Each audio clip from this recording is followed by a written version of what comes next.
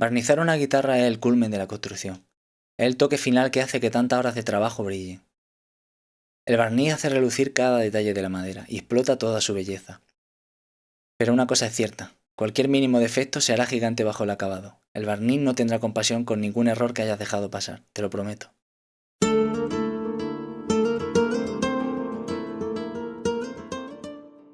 Es un error común pensar que simplemente lijando se obtiene una superficie perfecta, nada más lejos de la realidad. El trabajo previo con la cuchilla, los formones y los cepillos es fundamental. Pero el papel de lija nos permite afinar la superficie con mucha precisión. Por más fina que sea la última mano de lija, no nos deja una superficie lista para barnizar. Aunque la madera esté suave como un cristal, hay que levantar el repelo para cortarlo. Con un trapo o algodón ligeramente humedecido con agua, se frota toda la superficie de la madera. Se usa muy poca agua, lo justo para humedecer la superficie. Esta humedad hace que las fibras sueltas de la madera se levanten, y esto nos va a permitir cortarlas definitivamente. Es muy importante no empapar la madera, solo humedecer la superficie ligeramente. Procura utilizar trapos o algodones diferentes en maderas tropicales, porque suelen tener aceite y pigmentos que luego podrían contaminar maderas más claras.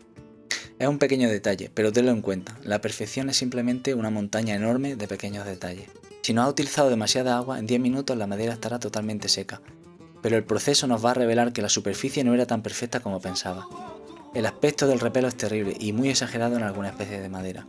Ahora el repelo se puede eliminar con lana de acero o la siguiente lija en la progresión. ¿Pero qué es la progresión en el lijado? El papel de lija se clasifica según el tamaño de las partículas abrasivas que contiene, es lo que se conoce como el grano de la lija. Normalmente el grano de la lija se indica mediante un número en el reverso. Cuanto mayor es el número, más fina y suave es la lija. Es muy importante lijar de forma progresiva para eliminar las marcas de la lija anterior correctamente. A mí me gusta hacer un lijado en 5 fases usando 120, 150, 180, 220 y 320. Existen lijas de grano superfino, por encima de 10.000 incluso, pero estas se utilizan para otros procesos, sobre todo el pulido del barniz. Con dos principales estándares mundiales, el FEPA europeo y el CAM americano, hay que tener en cuenta ligeras diferencias. El FEPA utiliza la letra P, y a partir del grano 320 empiezan a ser diferentes, aproximadamente el doble. Por ejemplo, un P2000 de FEPA equivaldría a un CAMI de grano 1000. No hay problema en mezclarlos, pero hay que tenerlo en cuenta. Hay muchísimas marcas y tipos, pero utiliza siempre lijas profesionales de óxido de aluminio o carburo de silicio.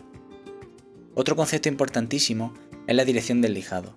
Siempre se recomienda lijar en la dirección de la veta. Imagina que la última mano de lija la dista en la dirección de la veta. La superficie estará llena de arañazos en esa dirección. Si solo lijas en la dirección de la veta, el lijado no es tan efectivo, por eso hay que hacerlo en dos fases. Para quitar bien un arañazo o una marca de lija, hay que cruzar un poco la dirección para que se corte bien. Como esta lija es más fina que la anterior, cruzar la dirección ayuda a eliminar el arañazo. Además, no hace falta ser tan agresivo y se lija más deprisa, y la superficie se nivela mejor. La madera no es como el metal, y hay partes que son más blandas que otras. Lijar siempre en la misma dirección puede llegar a marcar estas zonas. Ahora quedan pequeñas marcas con una ligera inclinación, y para quitarlas, ahora sí que terminamos lijando en la dirección de la veta. Conseguiremos tres objetivos. Primero, eliminamos las marcas de la lija anterior. También nivelamos mejor la superficie y dejamos casi ocultas las marcas de esta última mano al darla al hilo de la veta. Ahora puedes imaginar por qué es tan importante no lijar sin un soporte para la lija. No tiene sentido afinar la superficie si no la mantienes nivelada utilizando soportes que en cada situación se adapten a la superficie en cada parte de la guitarra. Los tacos de goma son ideales porque se pueden adaptar muy bien a cada superficie. También se pueden cortar con la punta en bisel para trabajar en zonas donde es difícil acceder. Además nos permiten trabajar con mucha precisión sin perder las líneas del diseño de la guitarra. Esta es una clara diferencia entre las guitarras artesanas y las de fábrica lijadas con máquina. Con gomas de borrar de diferentes tamaños puedes fabricarte un arsenal de tacos de lija que se adapten a cada esquina de la guitarra y a cada tarea en particular. Es muy tentador utilizar los dedos como soporte para la lija, pero no es lo ideal. El soporte de la lija siempre tiene que ser un poco flexible para trabajar en zonas curvas, porque de lo contrario puedes llegar a dejar marcas si utilizas un bloque muy rígido. Solo recomiendo usar soportes de esponja suave con las lijas más finas, y cuando las formas ya están definidas, solo para suavizar y eliminar las marcas de las lijas anteriores. Por ejemplo, en este caso estoy utilizando una lija de 400 muy fina para eliminar el repelo en el cero del mástil que ya tiene la forma definitiva.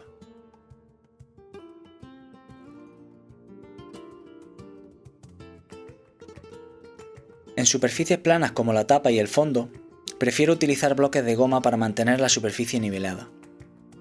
En cualquier parte de la guitarra siempre es mejor comenzar por las zonas más difíciles, las juntas especialmente.